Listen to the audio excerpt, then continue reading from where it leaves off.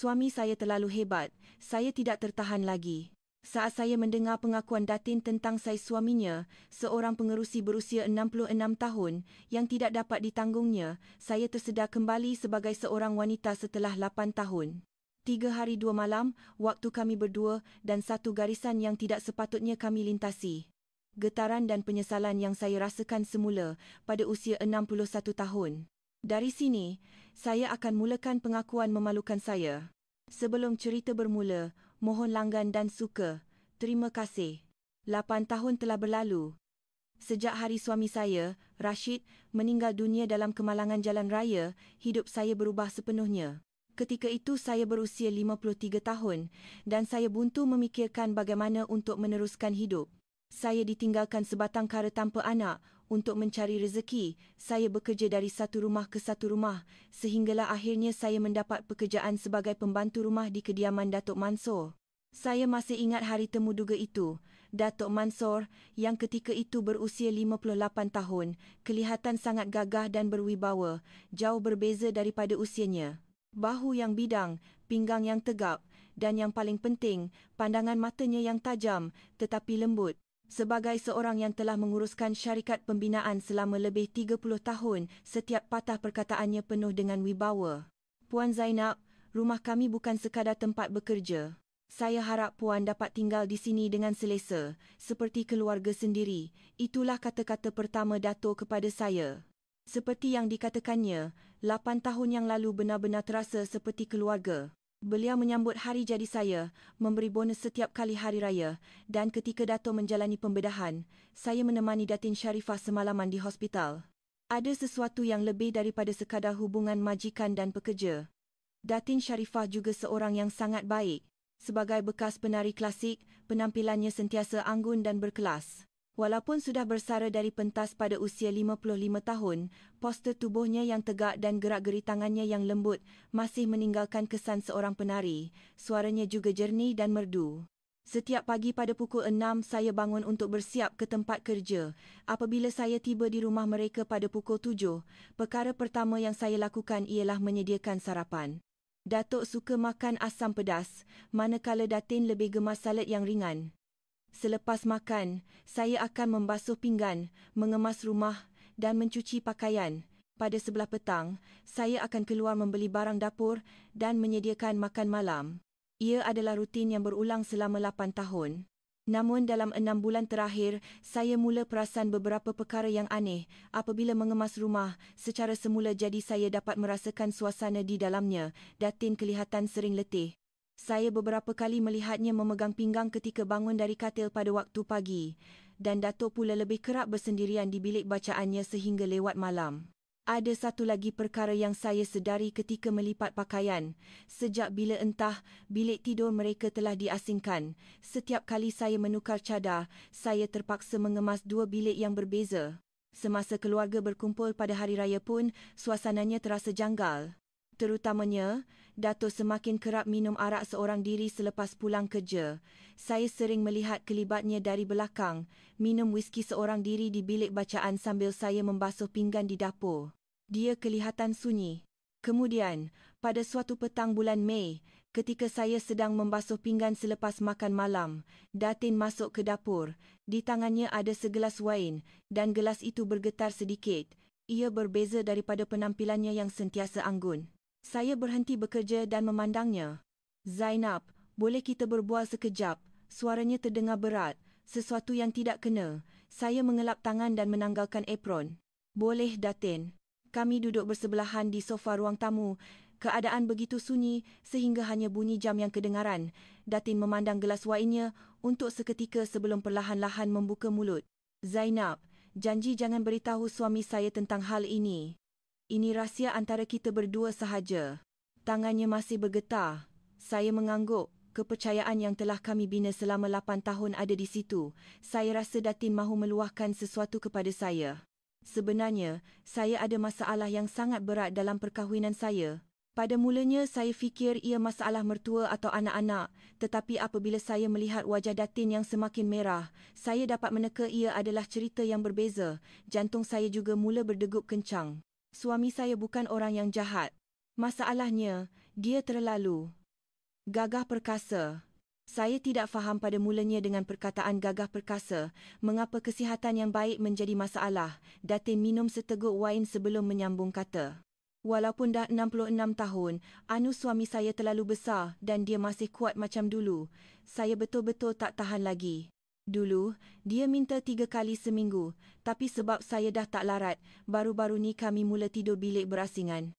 Walaupun begitu, sebulan sekali dua saya tak dapat elak, dan itu pun sangat memenatkan. Saya terkejut. Selama 8 tahun di rumah ini, saya tidak pernah membayangkan cerita seperti ini. Wajah saya juga terasa panas. Saya tidak tahu ke mana hendak memandang, jadi saya hanya menggenggam tangan saya erat-erat. Sejak muda lagi dia macam tu. Dalam urusan syarikat, dalam hal itu, dalam semua perkara dia seorang yang luar biasa. Macam mana hebatnya dia dalam perniagaan, macam tu jugalah hebatnya dia dalam hal itu. Datin terus bercerita, suaranya bergetar. Saya keliru sama ada saya patut mendengar cerita ini atau tidak, tetapi nampaknya sayalah satu-satunya orang yang boleh dia luahkan. Sekarang ni, dia minta 3, 4 kali seminggu, tapi sekalipun saya dah rasa berat. Semalam pun macam tu, pagi ni bangun pinggang saya sakit sangat. Saya sampai kena buat rawatan sakit pinggul di klinik fisioterapi. Saya kehilangan kata-kata. Saya tidak tahu bagaimana hendak memujuknya. Apa yang saya mampu lakukan hanyalah menggenggam tangannya. Saya tak boleh cerita pada kawan-kawan. Siapa yang akan faham masalah macam ni? Rasanya Zainab seorang sahaja yang saya boleh luahkan. Kita dah macam keluarga selama 8 tahun kan? Datin menggenggam tangan saya dengan erat. Tangannya terasa sejuk dan bergetar. Walaupun saya yang berusia 61 tahun ini berasa janggal mendengar cerita sebegini, Datin pastinya lebih menderita. Bila dah luahkan, rasa lega sikit berbanding pendam seorang diri. Terima kasih, Zainab. Saya memujuk Datin, tetapi sejujurnya, pada ketika itu, satu perasaan aneh mula timbul dalam diri saya, rasa ingin tahu, benarkah pada usia 66 tahun dia masih begitu bertenaga? Kalau sampai Datin pun tak tertanggung, sehebat manakah dia? Tanpa sedar, pandangan baru terhadap Datuk mula terbentuk dalam fikiran saya. Wajah Datuk yang sering saya lihat sepintas lalu ketika mencuci pakaian dan mengemas rumah mula bermain di fikiran. Malam itu, setelah pulang ke rumah, saya tidak dapat tidur. Saya berbaring seorang diri di flat kecil saya, memandang siling. Pengakuan Datin terus berlega di kepala saya. Setelah kehilangan suami, saya telah menutup pintu hati saya untuk hal-hal seperti itu selama 8 tahun. Saya hidup dengan mengabaikan perasaan sebagai seorang wanita. Tetapi setelah mendengar cerita Datin, sesuatu yang telah lama saya lupakan mula berputik. Sambil berbaring di katil memandang siling, saya berfikir. Saya teringat malam terakhir bersama arwah suami saya, Rashid, sebulan sebelum kemalangan itu, kehangatan ketika itu, debaran ketika itu. Saya sangka 8 tahun telah memadamkan segalanya, tetapi ternyata tidak. Ada apa-apa yang boleh saya bantu Datin? Kata-kata saya kepada Datin terus terngiang-ngiang. Ketika itu, ia hanyalah kata-kata untuk memujuk. Tetapi apabila difikirkan semula, adakah ada makna lain yang tersembunyi di sebalik kata-kata itu? Tidak. Apa yang aku fikirkan ni, saya memarahi diri sendiri dan memejamkan mata, tetapi benih itu telah pun disemai. Saya sedar, pada usia 61 tahun, saya masih seorang wanita. Keesokan paginya, segalanya terasa berbeza sejak saya melangkah keluar untuk bekerja. Saat saya membuka pintu pagar dan melangkah masuk, jantung saya berdegup lebih kencang daripada biasa. Saya pergi ke dapur dan mula menyediakan sarapan. Tangan saya menggeletar walaupun sedang memasak.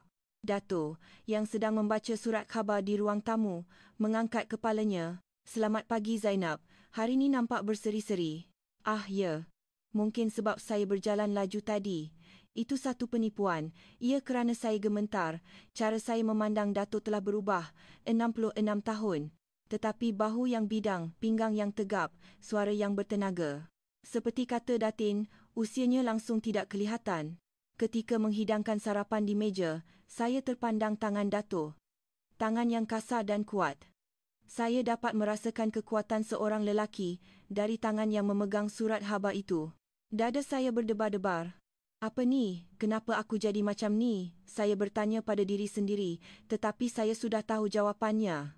Perasaan saya terhadap majikan yang telah saya anggap seperti keluarga selama 8 tahun ini sedang berubah. Saya terkejut kerana saya masih boleh merasakan perasaan sebegini.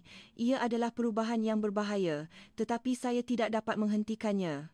Seminggu berlalu sejak pengakuan Datin, tetapi seminggu itu terasa seperti setahun.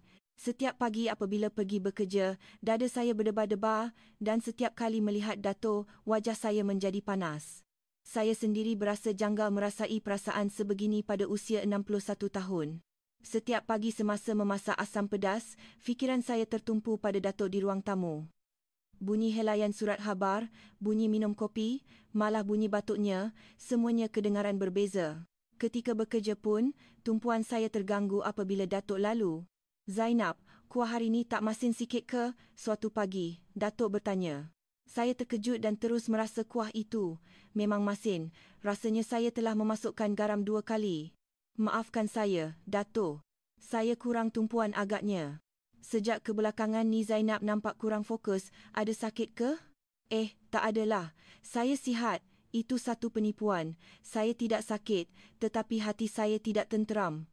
Melihat pandangan risau Dato' membuatkan saya lebih rasa bersalah.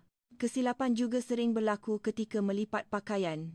Saya mendapati diri saya termenung sambil melipat kemeja Dato'. Wajah Dato' yang memakai kemeja ini sentiasa terbayang. Kemeja yang membaluti bahunya yang bidang. Tubuh yang tegap di dalamnya. Tidak boleh. Saya menggelengkan kepala, cuba menghalau fikiran itu, tetapi ia tidak semudah yang disangka. Kemudian pada suatu petang, apabila saya pulang dari membeli barang, Datin sedang duduk di ruang tamu. Nampaknya dia pulang awal dari kelas seninya. Saya meletakkan beg barangan di dapur dan mendekatinya. "Datin, awal pulang hari ni?" "Ya." "Kelas hari ni dibatalkan." "Zainab, duduk sekejap. Apa lagi yang dia nak ceritakan?" Hati saya berdebar. Saya duduk dengan berhati-hati di sebelahnya. Lepas saya cerita hari itu, hati saya rasa lega sikit. Mujur saya boleh luahkan pada Zainab. "Syukurlah Datin." Saya pun gembira Datin selesa bercerita dengan saya. "Sebenarnya, semalam pun suami saya buat lagi." Suara Datin perlahan.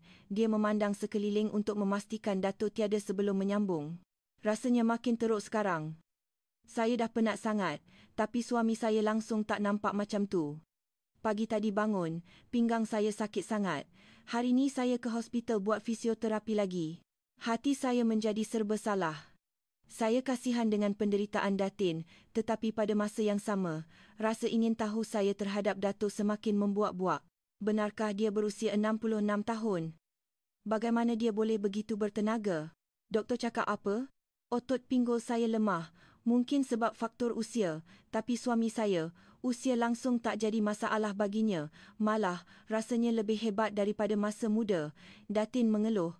Saya menggenggam tangan Datin. Saya perlu memujuknya, tetapi dalam kepala saya, fikiran lain yang bermain. "Datin dah cuba bincang dengan Dato'?"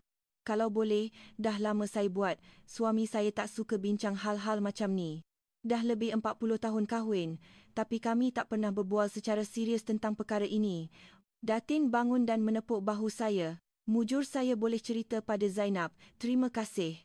Selepas Datin masuk ke biliknya, saya duduk di sofa untuk seketika. Setiap kali saya mendengar cerita Datin, imajinasi saya tentang Dato' menjadi lebih jelas. Petang itu, semasa menyediakan makan malam, saya curi-curi pandang Dato'. Dia sedang meneliti dokumen di ruang tamu. Cermin mata yang dipakainya, wajahnya yang fokus, bahu yang bidang, poster yang tegap, sukar untuk percaya usianya 66 tahun. Ketika menghidangkan makanan di meja, tangan saya tersentuh bahunya. "Oh, maafkan saya." "Tak apa, Zainab." Walaupun hanya sentuhan singkat, saya terasa seperti terkena renjatan elektrik. Saya cepat-cepat kembali ke dapur. Jantung saya berdegup kencang. "Aku tak boleh macam ni. Sedarlah diri, Zainab." Saya cuba menenangkan diri dengan membasuh tangan dengan air sejuk. Tetapi getaran di tangan saya tidak berhenti. Keesokan harinya adalah hari Rabu. Hari Datin pergi ke pusat komuniti. Biasanya ia hari biasa, tetapi hari itu berbeza. Fikiran bahawa saya akan tinggal berdua dengan Dato' setelah Datin keluar membuatkan saya gemetar sejak pagi. Saya berdiri di depan almari pakaian lebih lama daripada biasa. Akhirnya saya memilih pakaian yang kelihatan sedikit lebih muda. Terasa kelakar melakukan perkara ini tetapi saya tidak dapat menahannya. Ketika saya sedang menyiapkan sarapan, Datin sedang bersiap untuk keluar. Zainab, hari ni saya ke pusat komuniti, jadi makan tengah hari nanti pandai-pandailah kamu dengan suami saya, ya. Baik Datin, jangan risau. Selepas Datin pergi, rumah menjadi sunyi. Dato' sedang bekerja di bilik bacaannya. Walaupun sedang membasuh pinggan, fikiran saya tertumpu ke arah bilik bacaan. Waktu makan tengah hari semakin hampir. Saya menyediakan makan tengah hari dengan lebih teliti daripada biasa. Saya memilih menu kegemaran Dato'. Gulai lemak cili api, sambal tumis udang dan sedikit ulam-ulaman. Dato', makan tengah hari dah siap. Dato' keluar dari bilik bacaannya dan terkejut melihat meja makan. Kenapa banyak sangat ni? Datin pun tak ada. Sebab Datin tak ada, saya boleh tumpukan pada Dato' seorang saja. Zainab pun makanlah sekali. Banyak macam ni, saya tak habis seorang. Biasanya saya makan berasingan, tetapi hari ini saya tidak dapat menolak. Kami duduk makan berhadapan. Saya tidak sangka makan berdua dengan Dato' boleh membuatkan saya segementar ini. Sedap betul masakan ni, makin pandai Zainab masak. Terima kasih Dato'. Semasa makan, saya melihat Dato' mengurut-urut bahunya. Rasanya sudah beberapa hari dia begitu. Dato', bahu tak selesa ke? Ya. Sejak kebelakangan ni banyak main golf agaknya. Rasa sengau sikit. Kenapa tak pergi klinik? Sibuklah. Tampal plaster saja nanti okeylah. Mendengar itu, kata-kata keluar dari mulut saya tanpa berfikir, kalau Dato' tak kisah, biar saya urutkan. Dato' terkejut dan memandang saya. Saya juga terkejut dengan kata-kata saya sendiri. Suasana menjadi senyap seketika. Zainab nak urut bahu saya? Ya. Dulu saya selalu urutkan bahu arwah suami saya. Saya agak pandai juga. Saya cuba menenangkan suara saya yang bergetar dengan menyebut tentang arwah suami. Dato' teragak-agak seketika, kemudian mengangguk. Kalau macam tu, tolonglah. Memang tak selesa sangat sekarang ni. Selepas makan, saya membasuh pinggan. Tangan saya menggeletar. Apa yang aku dah tawarkan ni? Tetapi kata-kata sudah terlanjur. Selepas membasuh pinggan, saya pergi ke ruang tamu. Dato' sedang duduk di sofa. Saya perlahan-lahan mendekati dan berdiri di belakangnya. Jantung saya rasa seperti mahu pecah. Saya mulakan, ya. Saat saya meletakkan tangan di bahu Dato', saya terasa seperti terkena renjatan elektrik. Ototnya yang pejal terasa walaupun di atas kemeja. Betul ke umur dia 66 tahun? Macam mana boleh sebegini tegap? Saya mula mengurut perlahan-lahan. Dato' mengerang perlahan. Ah, leganya. Tangan Zainab ni panas betul. Suara itu kedengaran berbeza di telinga saya. Saya mengurut dengan lebih berhati-hati, tetapi lebih dalam. Berapa lama masa berlalu, saya dapat merasakan nafas Dato' menjadi semakin dalam. Tiba-tiba pada ketika itu, "Abang, awal saya balik." Bunyi pintu pagar dibuka diikuti oleh suara Datin. Saya segera melepaskan tangan saya dan berundur. Dato' juga kelihatan terkejut dan bangun. Awak dah balik?" "Kelas batal, jadi saya balik awal." "Apa yang berlaku tadi?" Datin masuk ke ruang tamu. Wajah saya terasa panas. "Oh, Zainab tolong urutkan bahu saya. Sengal sikit kebelakangan ni." "Oh begitu. Terima kasih ya Zainab." Datin nampaknya tidak mengesyaki apa-apa, tetapi saya terasa lega yang amat sangat. Kalau lambat sikit tadi, apa akan jadi? Malam itu, setelah pulang ke rumah, tangan saya masih bergetar.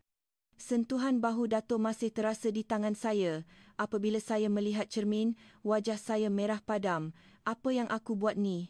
Saya tidak percaya saya merasai perasaan sebegini pada usia ini. Tetapi pada masa yang sama, saya rasa hidup. Sudah lama saya tidak merasa perasaan sebagai seorang wanita. Saya tahu ia berbahaya, tetapi nampaknya saya sudah tidak boleh berhenti. Seminggu berlalu sejak insiden urutan bahu itu. Selama seminggu itu, saya dan Dato' saling menyedari kehadiran masing-masing dan berada dalam keadaan janggal. Apabila bertembung di koridor, kami akan mengelak pandangan mata dan perbualan kami hanya terhad kepada perkara-perkara penting. Tetapi di sebalik kejanggalan itu, ada ketegangan yang aneh. Semasa menyediakan sarapan, degupan jantung saya bertambah laju apabila mendengar bunyi tapak kaki Dato' keluar ke ruang tamu. Apabila menghidangkan makanan di meja, tangan saya menggeletar sehingga saya terpaksa meletakkan pinggan dengan berhati-hati.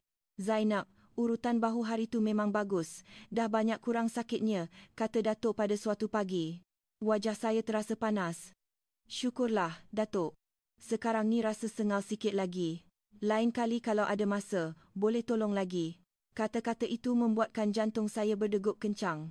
Boleh, bila-bila masa saja. Sejak itu, hari Rabu menjadi hari yang istimewa. Saya mula menanti-nanti hari Rabu petang, waktu Datin pergi ke pusat komuniti. Hari yang dahulunya biasa kini menjadi hari yang paling mendebarkan dalam seminggu. Pagi Rabu berikutnya, saya termenung lama di depan almari pakaian. Akhirnya, saya memilih blaus dengan warna yang sedikit lebih cerah daripada biasa. Terasa kelakar memikirkan hal ini pada usia 60-an, tetapi saya tidak dapat menahannya. Ketika saya sedang menyediakan sarapan, Datin keluar ke ruang tamu. "Zainab, cantik warna blaus hari ni. Baru beli ke?" "Ah, ya. Baju lama dah lusuh, jadi saya beli yang baru. Itu satu penipuan." Ia adalah baju lama yang tersimpan jauh di dalam almari. Petang itu, selepas Datin pergi ke pusat komuniti, Datuk keluar ke ruang tamu. "Zainab, boleh tolong urutkan bahu saya?" Itulah kata-kata yang saya tunggu-tunggu. Saya mengelap tangan yang sedang membasuh pinggan dan pergi ke ruang tamu. Datuk duduk di sofa dan saya berdiri di belakangnya. Walaupun tidak segementar minggu lepas, saya masih berasa gementar. Saat saya meletakkan tangan di bahunya, perasaan tegap itu kembali terasa di hujung jari saya. "Ah, memang tangan Zainab ni ajaib." Suara Datuk rendah dan lembut. Saya mengurut dengan lebih dalam, lebih berhati-hati. Datuk banyak bersenam ke sekarang. Otot rasa lebih tegap. Saya sendiri terkejut dengan kata-kata yang keluar dari mulut saya. Saya tidak sangka saya akan berkata begitu. Mungkin sebab saya rajin main golf. Bila Zainab urutkan bahu saya jadi lebih bersemangat nak main. Masa berlalu, nafas Datuk menjadi semakin dalam. Nafas saya juga menjadi semakin laju. Tetapi kali ini, Datin tidak pulang awal. Selepas kira-kira 20 minit, Datuk perlahan-lahan menoleh ke belakang. Mata kami bertemu. "Zainab, terima kasih banyak. Saya gembira dapat membantu." Pada ketika itu, suasana menjadi senyap seketika. Datuk seolah-olah mahu mengatakan sesuatu, tetapi akhirnya dia tidak berkata apa-apa. Sejak hari itu, urutan bahu pada hari Rabu menjadi waktu kami berdua. Mula-mula 20 minit, kemudian 30 minit. Masanya menjadi semakin panjang. Suatu hari, saya bertembung dengan Datuk di koridor. Koridor itu sempit. Untuk lalu, badan kami terpaksa bersentuhan. "Tumpang lalu," kata saya dahulu dan mengiringkan badan. Datuk juga mengiringkan badan, tetapi masih sempit. Lengan Datuk tersentuh bahu saya. "Maaf, Zainab, tak apa." Tetapi saya tidak okey. Sentuhan singkat itu membuatkan seluruh badan saya meremang. Kemudian pada suatu hari semasa makan malam, Datin berkata, "Minggu depan, hari Jumaat, saya akan ke Langkawi untuk perjumpaan kawan-kawan sekolah. 3 hari 2 malam." Tangan saya terhenti. 3 hari 2 malam. Berdua dengan Datuk. "Baik, Datin. Zainab, tolong tengok-tengokkan makan suami saya ya. Kalau seorang diri, dia makan tak menentu nanti." "Jangan risau, Datin. Saya akan jaga Datuk baik-baik." Tetapi suara saya bergetar. Malam itu, setelah pulang ke rumah, saya tidak dapat tidur. 3 hari 2 malam. Berdua dengan Datuk, apa yang akan berlaku? Saya takut, tetapi pada masa yang sama, saya juga menantikannya. Hari Jumaat semakin hampir. Pagi itu, saya menghabiskan masa hampir sejam di depan almari pakaian. Saya mencuba beberapa helai baju, melihat cermin dan menukarnya lagi. Akhirnya, saya memilih gaun yang kelihatan sedikit lebih muda. Panjangnya sedikit di atas lutut. Terasa kelakar memakai baju sebegini pada usia 60-an, tetapi hari ini saya mahu kelihatan cantik. Ketika saya tiba di tempat kerja, riak wajah Datuk berbeza. "Zainab, nampak lain hari ni." "Ya ke?" "Ya." "Gaun tu sesuai dengan awak." Wajah saya menjadi merah. Ini kali pertama Datuk memuji pakaian saya. Pukul 10 pagi, Datin bersiap untuk keluar. "Saya pergi dulu. Saya akan balik Ahad malam." "Selamat jalan, Datin." Pintu pagar ditutup. Rumah menjadi sunyi. Datuk sedang bekerja di bilik bacaannya. Saya mula menyediakan makan tengah hari di dapur. Saya menyediakannya dengan lebih teliti daripada biasa. Saya menyediakan semua makanan kegemaran Datuk. Daging masak lemak, pelbagai jenis ulam dan juga pencuci mulut. "Datuk, makan tengah hari dah siap." Datuk keluar dari bilik bacaannya dan matanya terbeliak melihat meja makan. Zainab, hari ni ada apa-apa ke? Tak perlulah sediakan banyak macam ni. Zainab, makanlah sekali. Saya tak habis seorang. Kami duduk makan berhadapan, makan berdua begini. Anehnya, saya berasa teruja. Masakan ni sedap betul. Zainab, terima kasih banyak selama 8 tahun ni. Saya yang patut berterima kasih. Datin dan Dato' layan saya macam keluarga. Keluarga. Dato' mengulangi perkataan itu.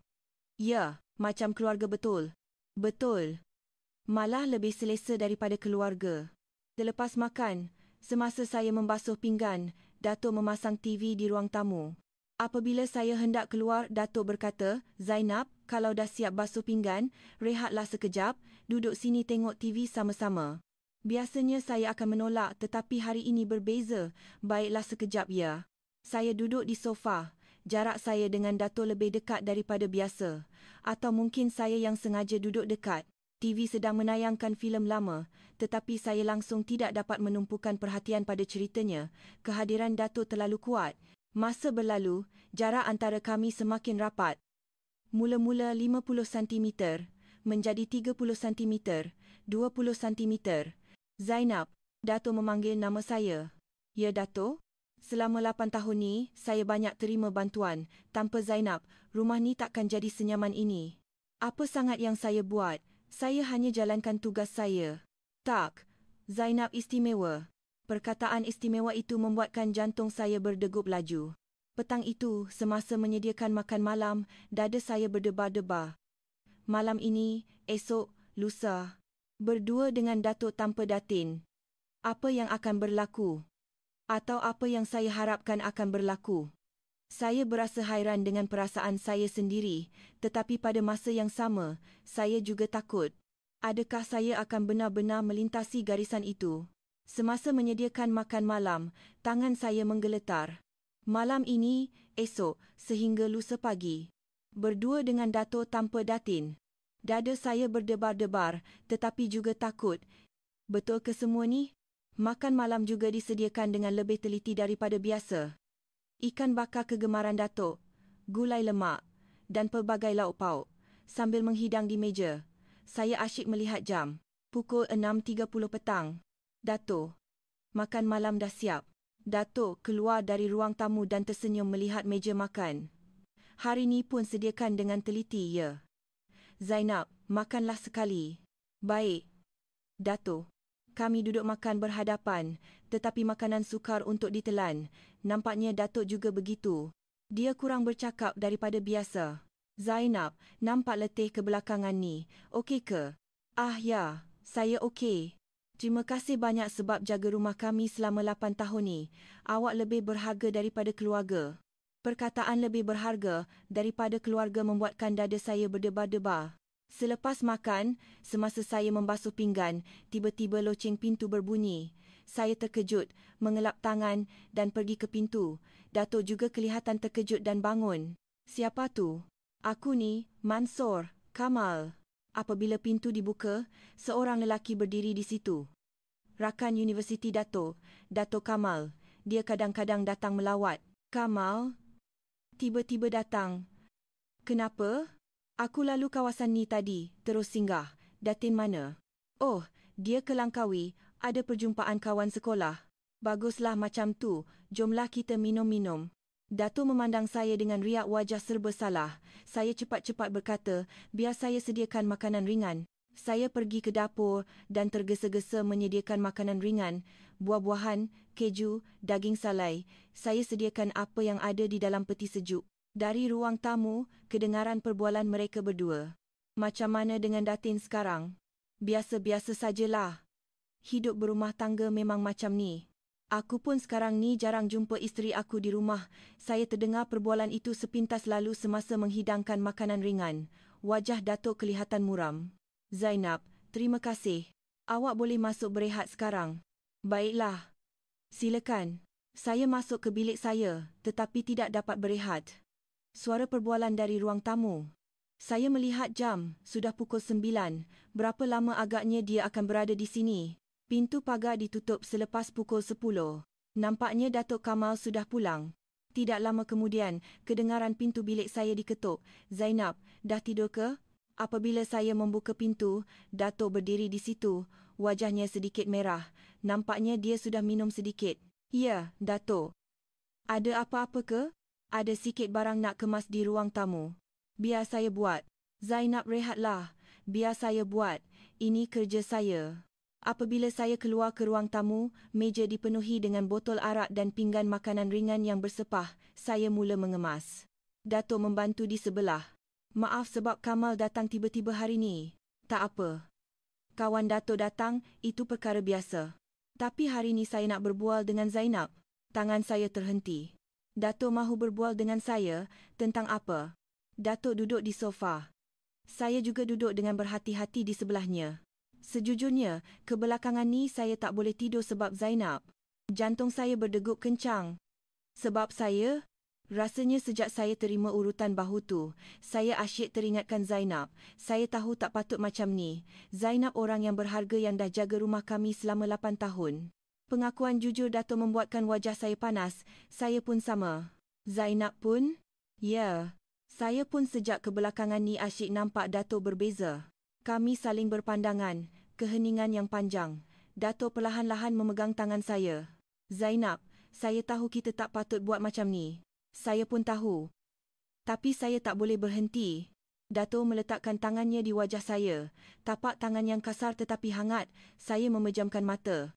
Zainab, tak apa Datuk. Datuk perlahan-lahan menarik saya. Wajah kami semakin dekat dan bibir kami bertemu.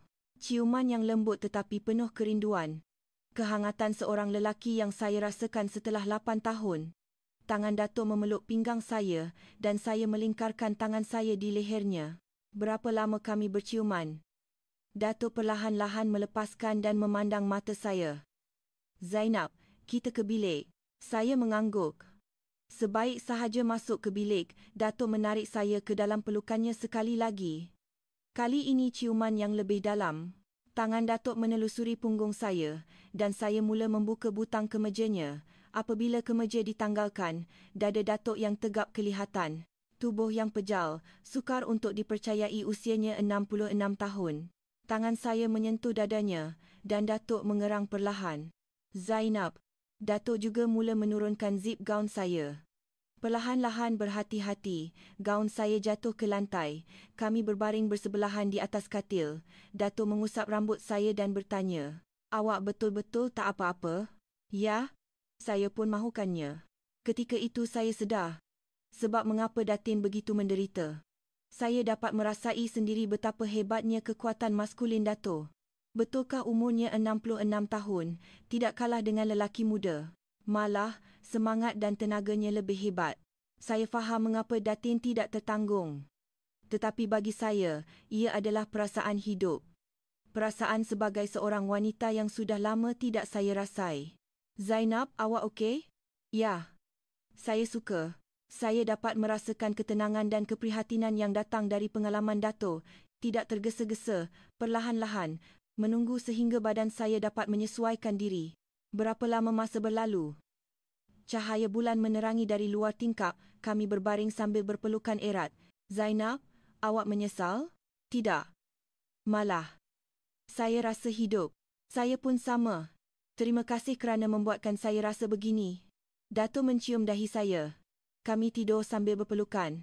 Tetapi di satu sudut hati, rasa bersalah mula menyelubungi. Bagaimana saya hendak berhadapan dengan Datin? Apa yang akan berlaku selepas ini? Saya memejamkan mata dengan hati yang bercampur baur.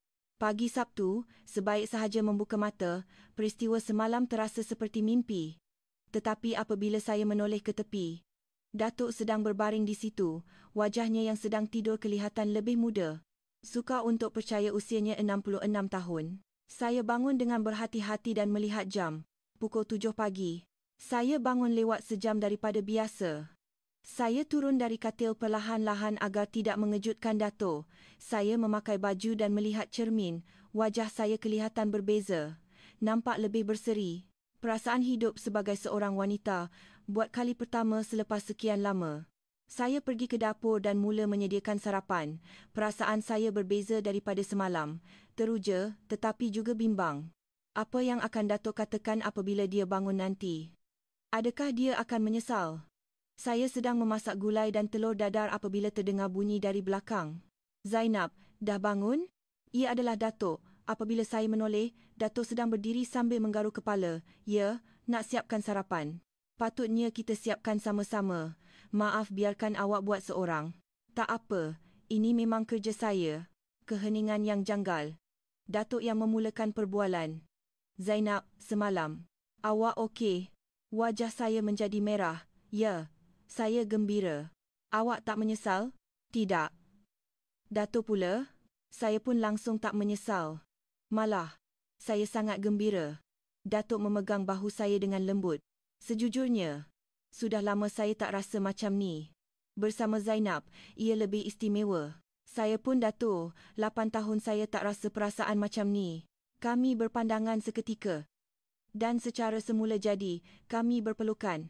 Kalau macam tu, hari ni kita siapkan sarapan sama-sama? Ya, boleh. Ini kali pertama saya menyediakan sarapan bersama Datuk. Datuk memotong buah dengan kekok dan saya menghidangkan makanan di meja. Rasanya seperti pasangan suami isteri yang sudah lama berkahwin. Kami duduk berhadapan di meja makan. Berbeza daripada semalam, suasananya lebih santai. Zainab, hari ni nak buat apa? Tak tahulah. Datuk pula? Entahlah.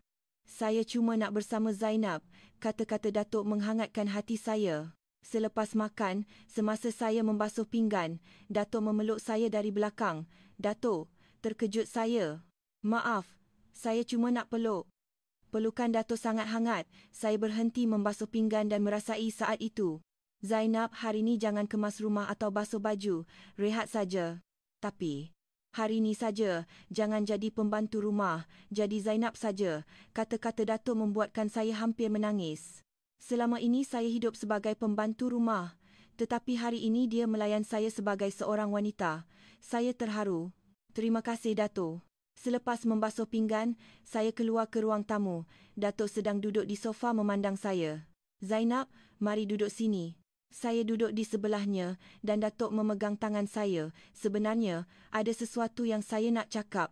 Apa dia? Tentang Sharifah. Tentang Sharifah. Isteri saya. Wajah Datuk menjadi serius. Perkahwinan kami dah lama berakhir. Sejak dulu lagi saya dengan Sharifah tak serasi. Sampai tahun lepas kami masih tidur sebilik, tapi sebab Sharifah dah tak tahan, baru-baru ni kami tidur bilik berasingan. Sebelum tu, kami memang kerap bersama. Walaupun kami tinggal serumah, hati kami dah berpisah lebih 10 tahun. Zainab pun tahu kan masa kemas rumah? Ya, saya tahu. Sharifah kata saya membebankannya. Bukan itu saja, dalam semua hal kami tak serasi. Dah lebih 40 tahun kami bertahan, tapi sekarang ni kami hanyalah suami isteri atas nama saja. Suara Datuk kedengaran pahit. Tapi sebab nampak macam pasangan yang baik di mata orang lain, kami teruskan saja. Anak-anak pun dah besar, tak ada sebab nak bercerai. Mesti Datuk susah hati. Memang susah, terutama beberapa tahun kebelakangan ni, saya rasa sangat sunyi. Walaupun ada di rumah yang sama, rasa macam seorang diri. Datuk menggenggam tangan saya lebih erat. Tapi kemudian Zainab datang. Mula-mula saya anggap awak pembantu rumah yang cekap saja. Tapi selepas 8 tahun bersama, awak jadi lebih selesa daripada keluarga. Saya pun rasa begitu, Datuk. Dan kebelakangan ni, saya asyik nampak awak sebagai seorang wanita. Maaf, saya tak patut cakap macam ni. Tak apa, saya pun asyik nampak Datuk sebagai seorang lelaki. Kami saling berpandangan dan tersenyum. Tapi, Zainab, maafkan saya. Saya rasa bersalah pada Sharifah. Walaupun hanya formaliti, saya masih suaminya. Saya pun rasa sangat bersalah pada Datin. 8 tahun kami macam keluarga. Tapi saya tak boleh berhenti. Sejujurnya, sekarang pun saya nak peluk Zainab. Kata-kata jujur Datuk membuatkan wajah saya panas. Saya pun sama. Datuk menarik saya ke dalam pelukannya. Dan kami berciuman. Ciuman yang lebih dalam dan penuh kerinduan daripada semalam. Zainab, kita ke bilik? Ya. Malam kedua kami berbeza daripada semalam. Tiada lagi kejanggalan dan kami lebih mengenali antara satu sama lain, pengalaman dan keprihatinan Datuk serta tenaganya yang masih seperti orang muda. Saya sekali lagi merasai sebab mengapa Datin tidak tertanggung, tetapi bagi saya ia adalah kebahagiaan. Berapa lama masa berlalu? Kami berbaring bersebelahan di atas katil, memandang keluar tingkap. Matahari sudah tinggi di langit. Dah waktu tengah hari. Ya. Tak sedar masa berlalu. Awak tak lapar? Sikit. Dato', saya pun. Kita masak tengah hari sama-sama? Ya. Boleh. Kami memakai baju dan pergi ke dapur. Kami masak mi segera. Saya tidak sangka memasak mi segera bersama Dato' boleh jadi seseronok ini. Mi yang Zainab masak ni sedap betul. Mi biasa saja. Sebab Zainab yang masak, jadi sedap. Petang itu juga kami habiskan bersama, menonton TV, berbual dan kadang-kadang hanya berpelukan. Matahari terbenam dan malam menjelma. Makan malam juga kami sediakan bersama. Dato' membantu dengan kekok tetapi bersungguh-sungguh. Esok Sharifah dah balik, Dato' berkata sambil makan malam. Ya, betul. Dia sampai esok malam dalam pukul 7. Tiba-tiba saya terasa realiti. Waktu bahagia ini akan berakhir esok. Dato', macam mana kita lepas ni? Saya tak tahu, tapi saya tak nak lepaskan Zainab. Saya pun. Tapi Datin, macam ni esok bila Sharifah balik, kita berlakon macam biasa, lepas tu kita fikirkan perlahan-lahan. Baik. Malam itu juga kami habiskan bersama. Fikiran bahawa ini mungkin malam terakhir membuatkan kami lebih menghargainya. Pagi Ahad menjelma. Fikiran bahawa Datin akan pulang petang ini membuatkan hati saya berat. Zainab, jangan risau sangat, kita akan okey. Ya. Harap-harap macam tu. Menjelang petang, kami mula mengemas rumah, menghilangkan sebarang kesan yang mungkin ada dan mengembalikannya seperti biasa. Cadar katil ditukar dan bilik diudarakan. Semuanya dikembalikan seperti asal. Sekitar pukul 6 petang, saya mula berasa gemetar. Sejam lagi Datin akan tiba. Zainab, awak okey? Ya. Ya. Saya okey. Tetapi saya tidak okey. Jantung saya berdebar-debar dan tangan saya menggeletar. Tepat pukul 7, pintu pagar dibuka. Saya dah balik. Suara ceria Datin kedengaran. Selamat pulang, Datin. Abang okey? Ya, okey. Datin masuk sambil menarik beg pakaiannya. Wajahnya ceria. Langkawi best sangat, dah lama tak jumpa kawan-kawan. Zainab, suami saya okey ke? Ya. Saya jaga baik-baik, itu satu penipuan, tetapi saya tidak boleh berkata sebaliknya. Baguslah, saya risau dia makan tak menentu kalau seorang diri. Jangan risau. Zainab jaga saya baik-baik, jawab Dato' dengan selamba. Malam itu, saya berbaring di bilik saya, memandang siling. 3 hari 2 malam itu terasa seperti mimpi. Bahagia, tetapi pada masa yang sama, rasa bersalah yang amat sangat. Melihat wajah ceria Datin membuatkan saya lebih rasa begitu. Apa yang akan berlaku selepas ini? Adakah ini pengakhirannya? Saya memejamkan mata dengan hati yang bercampur baur. 2 minggu berlalu sejak kepulangan Datin. Selama 2 minggu itu, hubungan saya dan Dato' berterusan. Petang Rabu, waktu Datin pergi ke pusat komuniti, menjadi waktu kami berdua. Tetapi ia berbeza daripada sebelumnya. Lebih berhati-hati dan sentiasa bimbang. Saya risau Datin akan perasan. Pada suatu petang Rabu, selepas Datin keluar, saya sedang berbual dengan Dato' di ruang tamu. Zainab, nampak tertekan kebelakangan ni. Awak okey? Tak adalah. Saya okey. Muka awak nampak muram. Sebab saya ke? Tak. Cuma letih sikit. Sebenarnya ia kerana rasa bersalah. Setiap hari melihat Datin sambil melakukan perkara ini membuatkan saya menderita. Zainab, maafkan saya. Saya dah susahkan awak. Tak apa Dato'. Ini pilihan saya. Dato' memegang tangan saya. Tangan yang hangat. Petang itu juga kami habiskan bersama. Tetapi tidak seselesa dahulu. Saya sentiasa risau dengan bunyi pintu pagar dan kerap melihat jam. Dato', Datin balik dalam pukul 5. Kita kena kemas sekarang. Dah pukul 4.30. Baiklah. Kami tergesa-gesa memakai baju dan mengemas ruang tamu. Saya membuka tingkap luas-luas. Takut bau minyak wangi akan dikesan. Tetapi hari itu, Datin pulang awal pada pukul 4.40. Saya dah balik. Suara Datin yang tiba-tiba membuatkan saya terkejut. Dato' juga kelihatan terkejut. Awak dah balik? Kelas habis awal. Kenapa tingkap semua buka ni? Sejutlah. Oh, rasa panas sikit tadi. Datin memandang sekeliling ruang tamu. Wajahnya kelihatan curiga. Macam ada bau. Bau minyak wangi. Hati saya berdebar. Oh, itu minyak wangi baru saya. Kuat sangat ke? Ya ke? Memang kuat sikit. Datin memandang saya dengan teliti. Adakah dia mengesyaki sesuatu? Malam itu, setelah pulang ke rumah, saya berasa bimbang. Nampaknya Datin sudah mula perasan. Kalau begini, lama-lama pasti akan terbongkar. Keesokan harinya di tempat kerja, riak wajah Datin berbeza daripada biasa. Zainab, boleh kita bercakap sekejap? Jantung saya berdegup kencang. Adakah saya sudah kantoi? Boleh Datin. Kami duduk bersebelahan di sofa ruang tamu. Datin memandang saya tepat. Zainab, awak nampak lain kebelakangan ni. Ya ke?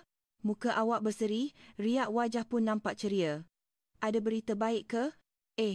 Tak adalah. Mungkin sebab cuaca baik sekarang ni. Dan suami saya pun nampak lebih ceria sekarang. Dulu asyik terperuk dalam bilik bacaan, sekarang ni kerap juga keluar ke ruang tamu. Pandangan mata Datin tajam. Kamu berdua ada rancang apa-apa ke?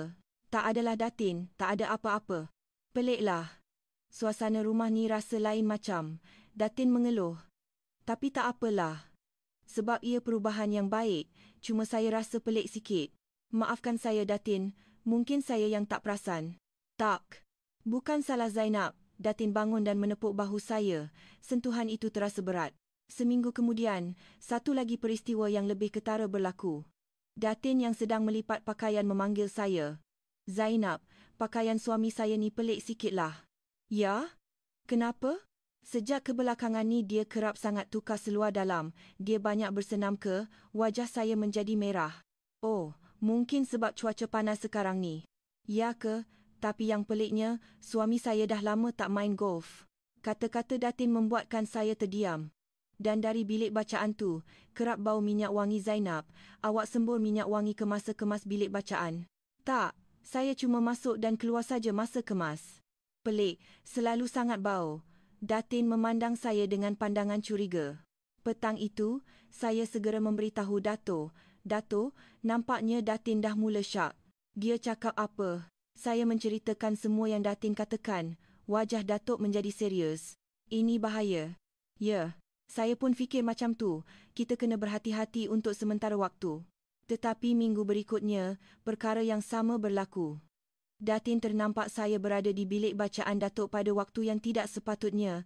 Zainab, awak buat apa dalam bilik bacaan tu? Saya tengah kemas. Pagi tadi kan dah kemas. Kemas lagi? Nampak macam ada habuk sikit. Pandangan curiga Datin menjadi lebih kuat.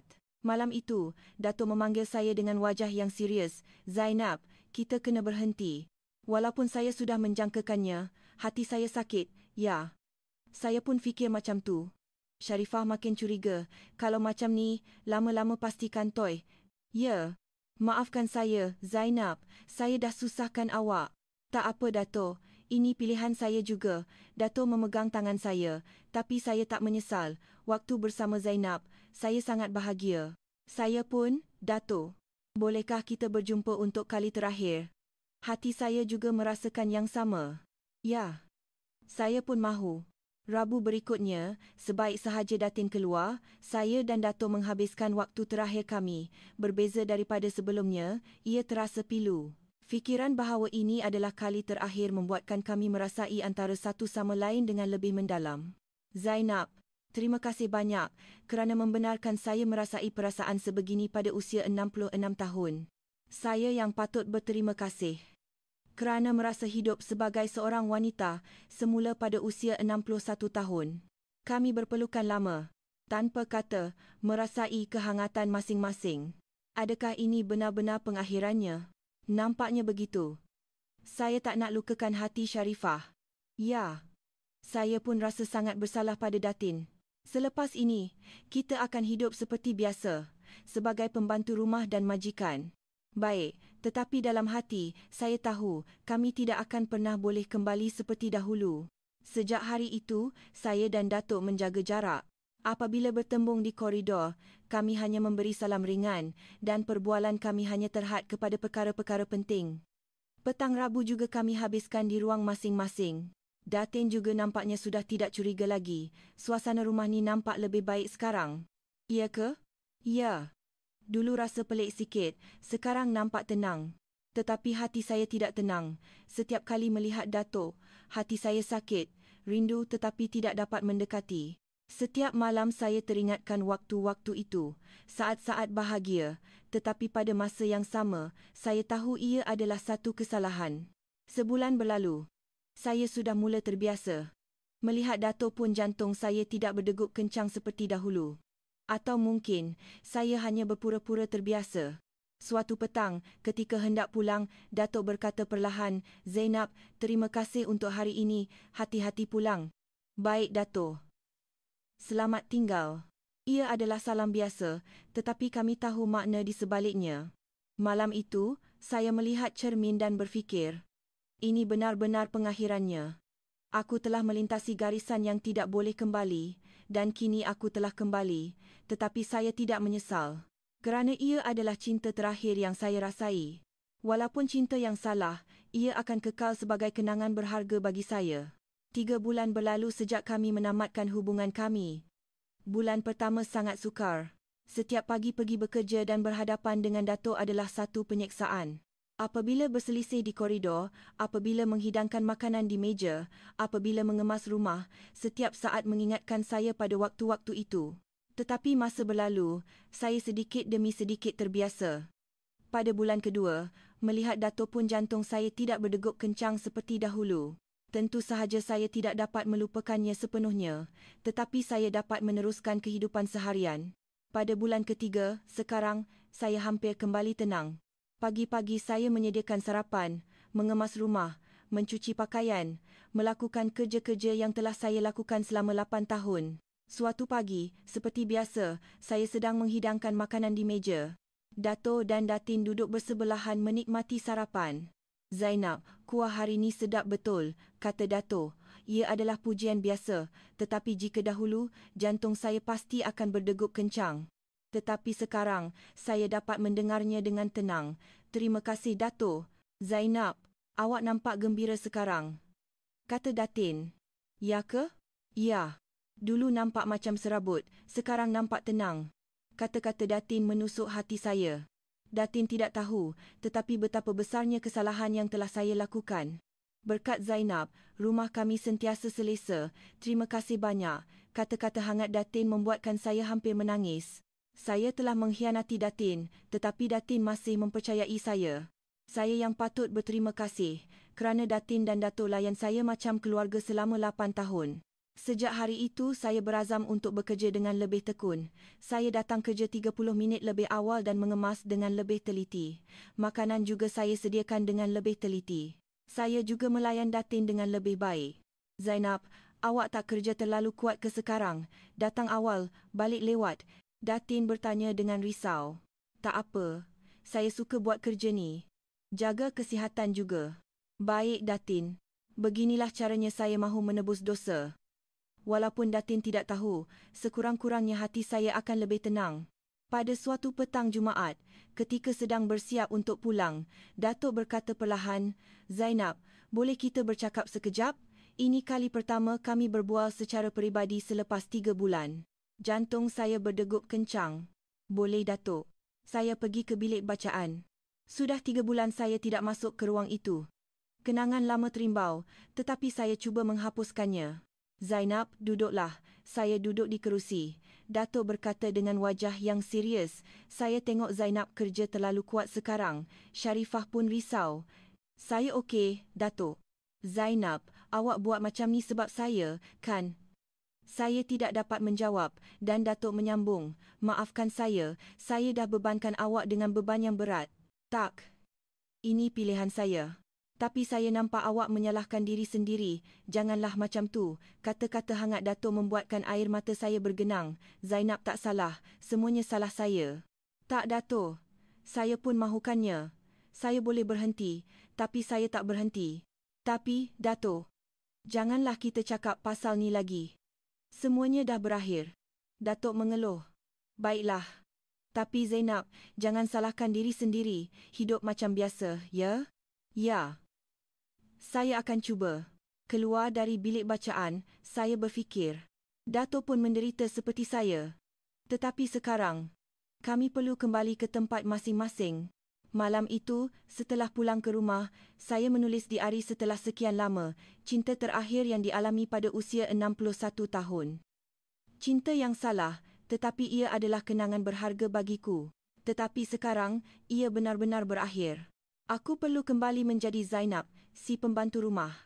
Air mata saya mengalir semasa menulis diari, air mata yang bercampur dengan penyesalan dan kerinduan.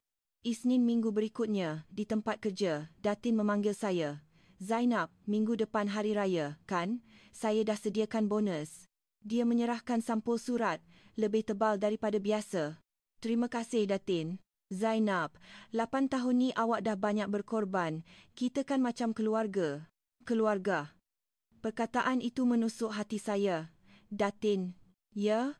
Saya sentiasa berterima kasih dan minta maaf. Kenapa tiba-tiba cakap macam tu? Sebab saya banyak kekurangan. Apa awak cakap ni? Zainab sempurna. Tanpa Zainab, rumah ni takkan terurus. Kata-kata Datin membuatkan saya hampir menangis, tetapi saya menahannya. Selepas ni pun saya harap awak akan terus bantu kami, Zainab. Baik, Datin. Saya akan bekerja dengan tekun. Petang itu, sambil mengemas, saya berfikir. Kesalahan yang telah saya lakukan adalah beban yang perlu saya tanggung seumur hidup. Datin tidak tahu, tetapi saya tahu betapa besarnya pengkhianatan yang telah saya lakukan. Tetapi sekarang, saya perlu hidup dengan betul. Menjalankan tugas sebagai pembantu rumah dan tidak lagi melintasi garisan. Itulah penebusan dosa yang boleh saya lakukan. Saya berselisih dengan Datuk di koridor. Mata kami bertemu seketika. Dalam sekelip mata itu, banyak kata-kata yang terucap. Terima kasih. Maafkan saya. Jaga diri. Datuk mengangguk dahulu dan berlalu. Saya juga menundukkan kepala dan meneruskan perjalanan. Suatu petang, saya melihat cermin dan berfikir. Saya berasa hairan kerana masih boleh merasai perasaan sebegini pada usia 61 tahun. Saya merasai semula perasaan sebagai seorang wanita yang telah saya lupakan selama 8 tahun. Tetapi saya juga tahu ia adalah arah yang salah. Walaupun sudah tua, tidak sepatutnya kehilangan pertimbangan. Saya terhanyut oleh kesunyian dan rasa ingin tahu dan membuat pilihan yang salah. Saya bertindak mengikut gerak hati. Saya malu. Tetapi pada masa yang sama, ada juga pengajaran. Walaupun sudah tua, perasaan masih hidup. Keinginan untuk mencintai dan menjadi seseorang yang istimewa bagi orang lain, itu tidak ada kaitan dengan usia. Cuma, perasaan itu perlu diluahkan dengan cara yang betul. 3 bulan kemudian, sekarang, saya hampir kembali ke rutin harian. Saya boleh melihat Datuk dengan tenang dan melayan Datin dengan selesa. Tentu sahaja saya tidak dapat melupakannya sepenuhnya. Kadang-kadang pada waktu malam, waktu-waktu itu terimbau kembali. Tetapi sekarang, saya boleh mengenangnya dengan tenang. Walaupun cinta yang salah, ia adalah perasaan terakhir yang saya rasai. Dan pengalaman ini telah menjadikan saya lebih kuat. Sekarang, saya yakin saya tidak akan tergoda lagi. Hari ini, saya, Zainab, pembantu rumah Dato' Mansor, melakukan yang terbaik. Menyediakan sarapan, mengemas rumah, mencuci pakaian, melakukan kerja-kerja yang telah saya lakukan selama 8 tahun dengan senyap. Itulah yang terbaik yang boleh saya lakukan, dan inilah tempat saya. Kini, sudah 6 bulan berlalu dari waktu itu. Secara keseluruhan, sudah 9 bulan. Hampir setahun sejak kami menamatkan hubungan kami. Saya benar-benar berfikir panjang sebelum meluahkan cerita ini kepada anda semua hari ini. Ini adalah cerita yang memalukan. Pada usia 61 tahun, menjalin hubungan terlarang dengan majikan, mengkhianati Datin yang telah saya anggap seperti keluarga selama 8 tahun. Walau apa pun alasan, ia adalah kesalahan saya. Tetapi saya benar-benar mahu menceritakan ini. Dengan harapan agar tiada siapa yang akan melakukan kesilapan yang sama seperti saya. Setiap pagi pukul 6, saya bangun untuk bersiap ke tempat kerja. Pukul 7, saya tiba di rumah Dato' Mansor dan memulakan rutin harian. Menyediakan sarapan, mengemas, mencuci, membeli barang, menyediakan makan malam. Rutin yang sama selama 8 tahun. Saya melihat Dato' masih gagah perkasa, jauh berbeza dari usianya, tetapi sekarang, saya boleh memandangnya dengan tenang. Jantung saya tidak lagi berdebar. Saya melihat Datin. Masih anggun dan berkelas. Dia mempercayai saya dan melayan saya dengan selesa. Setiap kali begitu, hati saya sakit. Tahukah Datin betapa besarnya dosa yang telah saya lakukan? Semalam pun Datin berkata, Zainab, kehadiran awak di rumah kami ini memang satu rahmat. Tanpa Zainab, saya tak tahu macam mana rumah ni nak terurus. Saya menahan air mata mendengar kata-kata itu.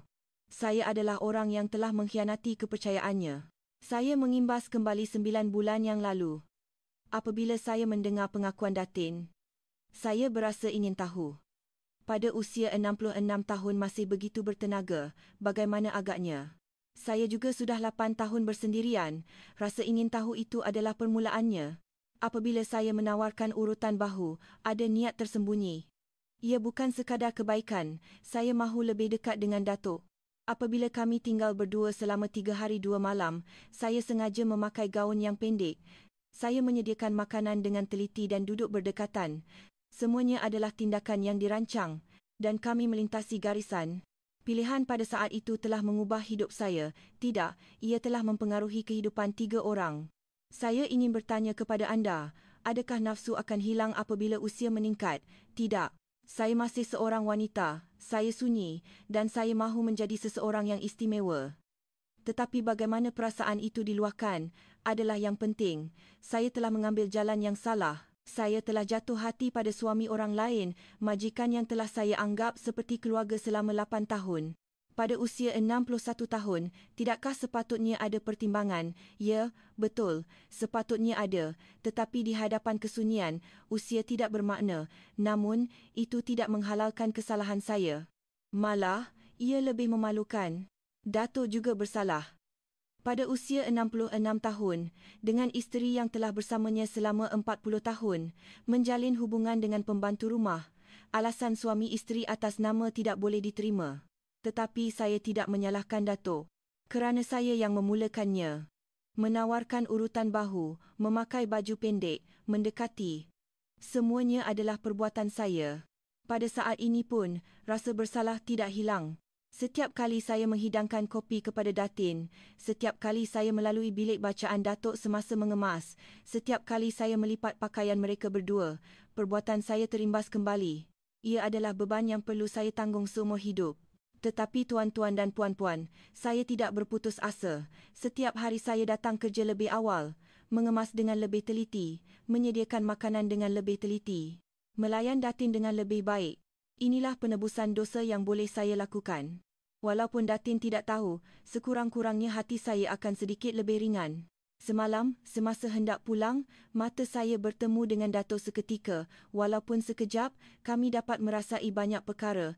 Terima kasih, maafkan saya. Kini ia benar-benar berakhir. Datuk juga pasti menyesal setiap hari seperti saya. Tetapi kami telah kembali ke tempat masing-masing, kerana itulah yang betul. Ada beberapa perkara yang saya ingin sampaikan kepada anda. Pertama, walaupun sudah tua, perasaan masih hidup. Saya yang berusia 61 tahun, Datuk yang berusia 66 tahun, masih mahu mencintai, sunyi dan mahu menjadi seseorang yang istimewa. Ini adalah perasaan semula jadi. Tetapi ke mana perasaan itu diarahkan adalah yang penting. Kedua, satu dorongan seketika boleh mengubah segalanya. Saat saya menawarkan urutan bahu, pagi saya memakai baju pendek, petang saya duduk berdekatan di sofa. Ia adalah pilihan-pilihan kecil. Tetapi pilihan-pilihan kecil itu terkumpul menjadi kesalahan besar. Ketiga, tanpa mengira usia, pertimbangan perlu dijaga. Pepatah semakin tua semakin matang adalah bohong. Saya yang berusia 61 tahun telah bertindak secara impulsif. Malah, semakin tua, semakin perlu berhati-hati. Satu kesilapan boleh meruntuhkan segalanya yang telah dibina. Keempat, kesunyian itu berbahaya. Selama 8 tahun hidup bersendirian, saya mengabaikan kesunyian. Saya menipu diri sendiri dengan berkata saya okey, saya tidak perlukan semua itu lagi. Tetapi kesunyian tidak hilang dan kesunyian itu telah membawa kepada pilihan yang salah. Jika saya mengakui kesunyian saya dan cuba menyelesaikannya dengan cara yang betul, bagaimana agaknya? Mencari hobi, bertemu kawan-kawan, pergi ke surau atau kelas agama. Tetapi saya memilih jalan yang paling mudah, bergantung pada orang yang paling dekat. Kelima, walaupun telah melakukan kesilapan, ia boleh diperbetulkan. Saya telah melakukan kesalahan besar. Tetapi saya telah menamatkan hubungan itu. Dan selama 9 bulan ini saya telah bekerja dengan tekun. Ia bukan penebusan dosa yang sempurna. Datin masih tidak tahu kebenarannya. Tetapi yang penting, saya telah kembali ke jalan yang betul sekarang. Di antara anda, adakah yang berada dalam situasi yang sama seperti saya? Terjebak dalam hubungan terlarang, atau hampir terjebak, atau sedang merasai godaan sekarang? Saya harap cerita saya ini menjadi amaran kepada anda. Tetapi jika anda sudah melakukan kesalahan, jangan hanya menyalahkan diri sendiri, cuba perbetulkannya seperti saya. Waktu yang disangka sudah terlambat adalah waktu yang paling cepat. Hari ini, saya bekerja sebagai pembantu rumah di kediaman Dato' Mansor. Pukul 7 pagi saya masuk kerja, menyediakan makanan, mengemas, mencuci dan menyediakan makan malam. Saya melihat Dato', memberi salam dengan tenang. Saya melihat Datin, melayannya dengan lebih baik, dengan rasa bersalah di hati. Inilah rutin harian saya, dan inilah tempat saya. Cinta terakhir yang dialami pada usia 61 tahun, cinta yang salah, tetapi ia telah memberi saya pengajaran yang berharga. Walaupun sudah tua, perasaan masih hidup. Tetapi perasaan itu perlu diluahkan dengan cara yang betul. Satu dorongan seketika boleh mengubah segalanya, dan walaupun melakukan kesilapan, kita perlu berusaha untuk memperbetulkannya. Tuan-tuan dan puan-puan, adakah cerita saya ini membantu? Sebab saya menceritakan kisah yang memalukan ini hanyalah satu, agar anda semua tidak melakukan kesilapan yang sama seperti saya. Keinginan untuk mencintai dan menjadi seseorang yang istimewa, walaupun sudah tua, itu adalah perkara semula jadi. Tidak perlu malu, tetapi luahkan perasaan itu dengan cara yang betul, dengan cara yang tidak melukai orang lain. Jika anda sunyi, akuilah, dan cuba selesaikannya dengan cara yang sihat. Jika anda telah melakukan kesilapan, jangan hanya menyalahkan diri sendiri, berusahalah untuk memperbetulkannya. Terima kasih banyak kerana mendengar cerita saya sehingga akhir. Langganan dan suka anda adalah kekuatan besar bagi saya, perasaan tidak bersendirian. Pikiran bahawa cerita saya ini membantu seseorang, itulah yang menopang saya. Saya akan lebih berterima kasih jika anda berkongsi pendapat anda di ruangan komen. Adakah anda mempunyai pengalaman yang serupa? Bagaimana anda mengatasinya? Saya harap kita dapat berkongsi dan saling memberi semangat. Dan jika video ini bermanfaat, sila kongsi dengan orang di sekeliling anda. Mungkin ada seseorang yang sedang menghadapi masalah yang sama seperti saya pada saat ini. Jika cerita saya ini dapat menjadi sedikit penghiburan kepadanya, saya tidak akan meminta lebih. Sila aktifkan juga pemberitahuan. Saya ingin terus berkongsi cerita-cerita jujur saya, perasaan yang dialami walaupun sudah tua, masalah dan bagaimana cara mengatasinya. Jika kita berkongsi bersama, tidakkah hidup akan menjadi sedikit lebih mudah? Tuan-tuan dan puan-puan, hidup ini tidak sempurna. Saya yang berusia 61 tahun pun masih melakukan kesilapan, jatuh dan menyesal.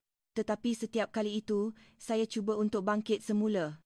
Untuk menjadi orang yang lebih baik. Saya harap anda juga begitu. Semua orang melakukan kesilapan.